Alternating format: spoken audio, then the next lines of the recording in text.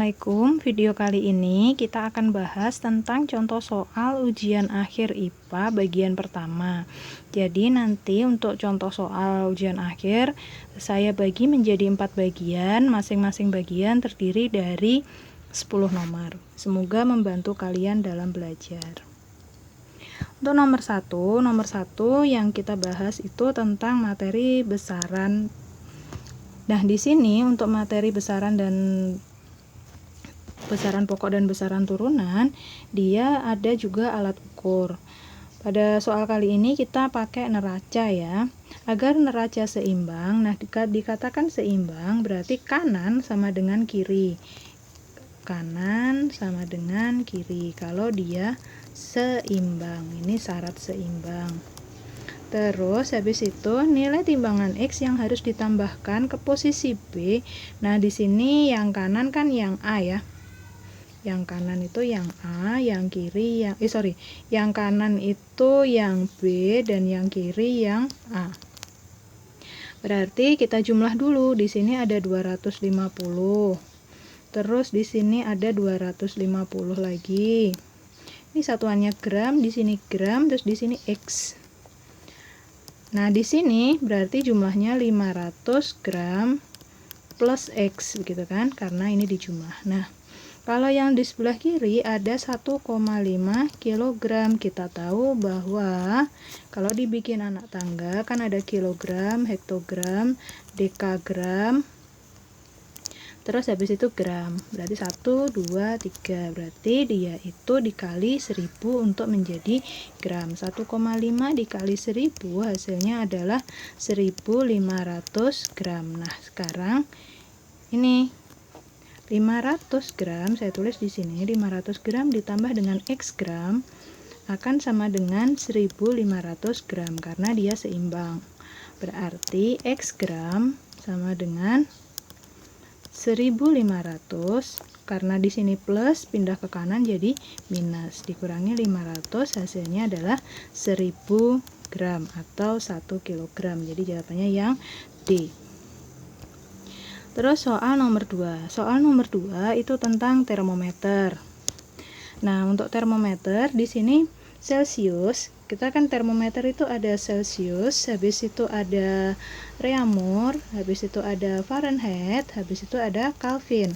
Nah, ini mempunyai nilai perbandingan 5, 4, 9 dan 5. Cuman di sini ada plus 32 dan di sini plus 273. Kenapa seperti itu?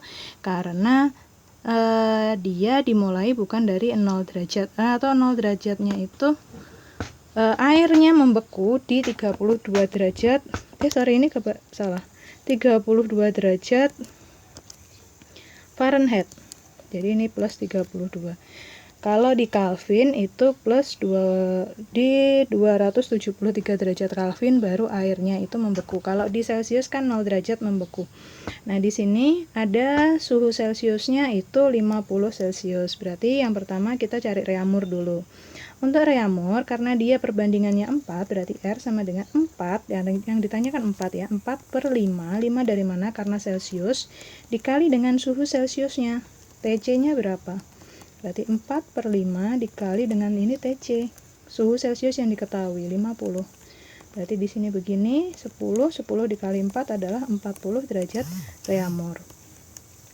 Terus habis itu kita ke Fahrenheit ya. Fahrenheit punya perbandingan 9. Berarti 9 per 5 dikali dengan TC plus 32. Jadi dikali dulu baru ditambah. 9 per 5 dikali dengan 50, coret-coret. Di sini 10 plus 32, berarti di sini 10 kali 9 90 ditambah dengan 32 menghasilkan angka 122 derajat Fahrenheit. Nah, habis itu yang Kelvin. Nah, Kelvin ini 5 per 5 karena sama-sama 5 ya, 5 dan 5, 5 per 5 kali TC plus 273. Berarti di sini TC karena 5 per 5 adalah 1 plus 273. Berarti 50 ditambah 273 menghasilkan angka 323 derajat Kelvin. Jadi jawabannya yang B. B untuk soal nomor 2. Jadi yang perlu dipahami atau dihafal yang ini, angka perbandingannya. Terus kita ke soal nomor 3. Soal nomor 3 tentang kalor. Di sini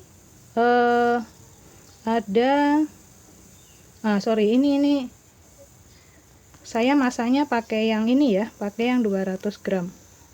Nah, di sini ternyata dia diketahuinya kilo. Jadi ini masanya, kita bikin 200 gram itu sama dengan, kan dibagi 1000, 200 dibagi 1000. Dari mana? Dari itu tadi, tangga tadi, 0,2 kg.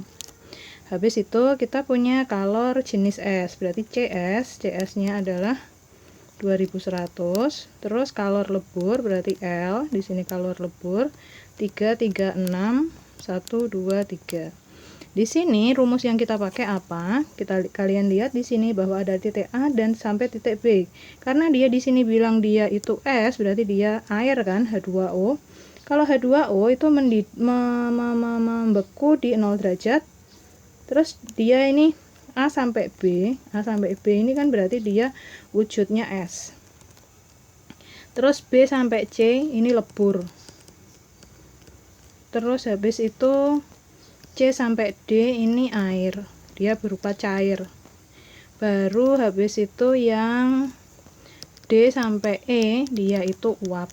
Nah, kalau dia itu di sini di AB berarti kita pakai rumus HAB itu adalah M kali CS karena dia fasenya S dikali delta T. Delta T-nya dari mana? Kenaikan suhunya.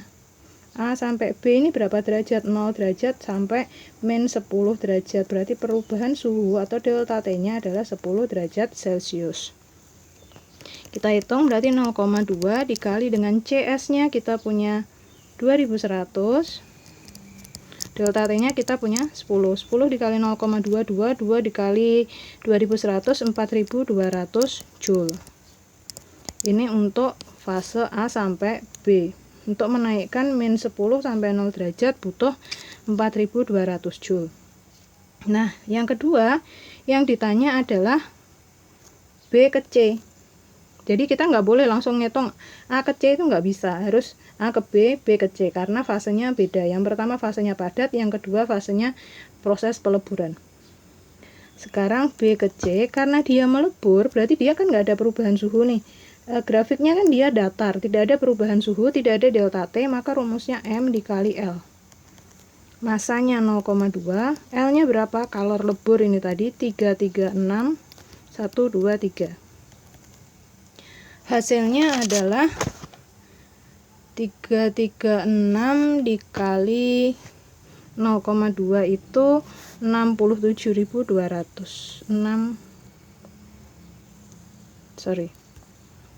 Saya ulang ya. Kehapus soalnya.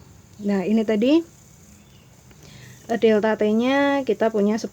Dari mana? Karena min 10 sampai 0 derajat. Nah, A sampai C, HAB itu berarti M dikali CS dikali delta T. CS-nya berapa? Ini 2100, kalor jenis S. Jadi C itu kalor jenis. Masanya berapa? Masanya 0,2. Ini diabaikan, ini 5 kilo. 0,2 kg dikali 2100 dikali dengan 10. Ini tadi hasilnya 4200 Joule. Habis itu kita ngitung HBC. HBC itu karena dia itu melebur, tidak ada perubahan suhu, maka kita pakai rumus M dikali L. L ini adalah kalor lebur, 0,2 dikali dengan 336 123. Menghasilkan angka 67200 Joule. Nah, berarti HAC adalah HAB ditambah dengan HBC, berarti 4200 ditambah dengan 67200 menghasilkan angka 71400 Joule. Atau nanti kalau misalnya mau kilojoule ya 71,4 kilojoule yang C. Terus ini nanti bisa yang ditanya itu dari misalnya total dari A sampai E bisa, atau CD doang bisa. Jadi nggak semua hal yang diketahui itu biasanya dipakai. Hati-hati untuk soal sejenis ini. Kita ke soal nomor 4 ya. Soal nomor 4 ternyata menghitung percepatan. Ini berhubungan dengan hukum Newton yang pertama. Nah, sebelum menghitung percepatan yang diketahui massa, ditanya percepatan, berarti di sini M, percepatan itu A. Kalau kecepatan V, kalau percepatan itu A. Nah, di sini ternyata ada tarik menarik gaya, kita cari dulu resultan. Gaya resultan, kan gaya itu F, resultan itu berarti yang ke kanan kita jumlah 10 ditambah 5, ini yang ke kanan, dikurangi, karena ke kiri kan minus, dikurangi 10. Jadi resultan gayanya adalah 5 Newton. Hukum Newton 1 ngomong F sama dengan M dikali dengan A. Newton 1 bilang sigma F sama dengan 0. Di sini kalau cari percepatan F sama dengan M kali A. F-nya adalah 5, M-nya adalah 2, dan A-nya kita nggak tahu. Berarti A sama dengan 5/2, hasilnya adalah 2,5 meter per second kuadrat yang D. Jadi pertama kali yang dicari adalah resultannya dulu. Soal nomor 5, pesawat sederhana. Nanti yang keluar insya Allah tentang bidang miring. Nah, jangan lupa pasti punya keuntungan mekanik. Karena dia bidang miring, berarti dia punya ketinggian. Di sini ada H, ketinggian height. Di sini ada S, jarak atau panjang bidang miring, space-nya berapa. Nah, rumusnya pasti ingat kan? S per H sama dengan W per F. Di sini itu berat. Di sini gaya yang kita kasih agar bendanya bisa naik. S-nya berarti kita tulis 5, H-nya kita tulis 3, W-nya balok dengan berat 300 per F. Kita kali silang, berarti 5F sama dengan 3 kali 300. F sama dengan 900 per 5, sama dengan 180 Newton. Nah, ini nanti kalau misal yang ditanya hanya keuntungan mekanik, kalau keuntungan mekanik hanya S per H, berarti 5/3, selesai untuk keuntungan mekaniknya. Terus kita ke nomor 6. Nomor 6 ada hukum Pascal untuk tekanan pada zat cair. Di sini hukum Pascalnya ngomong bahwa F1 per A1 sama dengan F2 per A2. Ini untuk biasanya pompa hidrolik pas nyuci mobil. F1-nya itu gaya untuk menekan agar mobilnya bisa naik. Di sini taruhlah di sini F1, di sini B ini saya bilang F2. Berarti di sini ada A2, di sini ada A1. Kita masukin. F1-nya kita nggak tahu. A1-nya 50. F2-nya 16.000 ya, ini 16.000. Terus A2-nya ada 4.000. 3, 4. Di sini 4. Udah deh, kita kali silang. Berarti F1 sebelum kali silang kita jabarin dulu. Per 50 sama dengan 4/1. Kita kali silang, F1 sama dengan 50 dikali 4. 50 kali 4 adalah 200 Newton. C. Kita ke nomor 7. Nomor 7 ada gelombang transversal. Hati-hati, gelombang transversal. Satu gelombang itu berarti satu puncak, satu lembah. Satu gelombang itu terdiri dari satu puncak, satu lembah, atau disebut dengan lambda, panjang gelombang. Ini panjang gelombang. Terus habis itu kita cari apa? Di sini ada S ya. Ini namanya S, total lintasannya S. S-nya adalah 75. N-nya kita cari dulu. N itu sama dengan jumlah gelombang. Jumlah gelombangnya di sini ada puncak, lembah, berarti satu gelombang, ada puncak doang, berarti 1,5 gelombang atau 3/2. Habis itu kita cari apa yang pertama? Cepat rambatnya nanti dulu ya. Kita cari yang sesuai dengan diketahui. Di sini ada 9 second, berarti di sini T, waktu total. Terus berarti kita cari periode, waktu untuk satu gelombang. T kecil dibagi dengan N, berarti T kecilnya adalah 9 dibagi 3/2, berarti sama dengan 9 dikali 2/3. Kan dibalik kan, kalau tumpuk 3, sini 3 kali 2 hasilnya 6 second. Sebenarnya udah ketemu nih yang B, cuman kita harus cari dulu panjang gelombang. Nah, sekarang kalau panjang gelombang rumusnya apa? Lambda, ini panjang gelombang, sama dengan S per N. Kita punya S-nya 75, dibagi 3/2, berarti sama dengan 75 dikali 2/3. Di sini 25 dikali 2 hasilnya adalah 50 cm, sama di sini. Terus kalau ditanya misalnya cepat rambat. Cepat rambat itu V. V sama dengan lambda per T. Lambdanya kita punya tadi 50. Periodenya kita punya 6. Hasilnya adalah 8,3. Jadi jawabannya yang B. Jadi untuk soal gelombang transversal kalian harus bisa ngitung periode, frekuensi, panjang gelombang, dan cepat rambat. Kalau misal ditanya frekuensi, F sama dengan 1/T. Terus kita ke nomor 8. Ada optik. Di sini ada lensa cembung. Berarti fokusnya positif. Fokusnya dia positif. Rumus umumnya 1/F sama dengan 1/S ditambah 1/S aksen. Apa yang kita ketahui di sini adalah jarak benda, berarti di sini S. Fokus berarti F. Nah, yang ditanya adalah perbesaran, berarti M. Padahal M itu adalah S aksen dibagi dengan S. Nah, makanya kita cari dulu S aksennya, kita masukkan. F-nya berapa? 1/20. S-nya berapa? 1/30 ditambah 1/S aksen. Kita pindah ke kiri ya, biar sama angka, huruf sama huruf. 1/20 min 1/30 karena dia pindah ruas per 1/S aksen. Kita samakan penyebutnya 20 dan 30, penyebutnya 60. 60 bagi 20 adalah 3, 60 dibagi 30 adalah 2 per 1/S aksen. Berarti 1/60 sama dengan 1/S aksen. Kita kali silang. S aksen sama dengan 60 cm. Sudah ketemu S aksen, kita baru cari perbesaran. M sama dengan S aksen per S. Ini kenapa dikasih tanda pagar? Karena dia itu harga mutlak, namanya perbesaran selalu positif. Berarti 60 dibagi dengan 30 jarak bendanya tadi, berarti perbesarannya adalah 2 kali. Jawabannya yang B. Nomor 9, listrik statis kelas 9. Tentunya masih ingat bukan?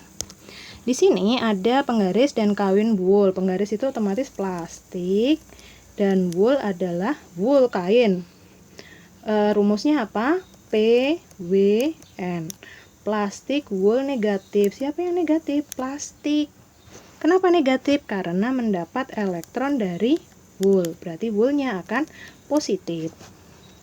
Nah, digosok bla bla bla bla. Setelah digosok berulang kali, penggaris dan plastik tarik-menarik. Hal ini membuktikan bahwa penggaris bermuatan. Nah, penggaris kan plastik tadi. Plastiknya kan janjinya negatif. Berarti negatif karena telah menerima elektron dari kain. Negatif karena jumlah elektron dari orbital terkeluar berkurang. Enggak, elektronnya justru nambah. Makanya dia negatif. Elektron kan muatannya negatif. Berarti jawabannya yang C. Terakhir, soal nomor 10. Masih listrik statis. Perhatikan gambar 5 buah bola listrik sebagai berikut. Ada bola A, B, C, D, E ya. Terus bola B dan E bermuatan negatif. Kita tulis dulu. B, E negatif. Jika A didekatkan E tolak menolak. Kalau tolak menolak, janjinya gini deh. Tolak menolak berarti dia itu sama. Kalau tarik menarik berarti dia itu beda. Nah, sekarang A dengan E tolak menolak, berarti A sama dengan E. Kalau E-nya negatif, berarti A-nya juga negatif. A didekatkan D, tarik menarik, berarti A sama D itu berbeda, berarti D-nya positif. Terus, dan C didekatkan E, tarik menarik, C akan tarik menarik dengan E, berarti C-nya juga positif karena E-nya negatif. Maka dapat disimpulkan A negatif. Terus C dan D positif. Benar ini opsi A. Ya, A negatif, C dan D positif. Oke, itu 10 soal untuk yang bagian pertama. Silahkan dipelajari lagi untuk bagian yang kedua. Semoga paham dan membantu belajar. Terima kasih.